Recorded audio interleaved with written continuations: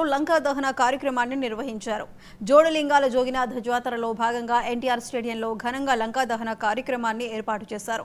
బాణసంచా కాల్చారు. భక్తులు భారీగా తరలివచ్చారు. తొలుత ప్రత్యేక పూజలు నిర్వహించి రావణాసురుణ్ణి దహనం చేశారు.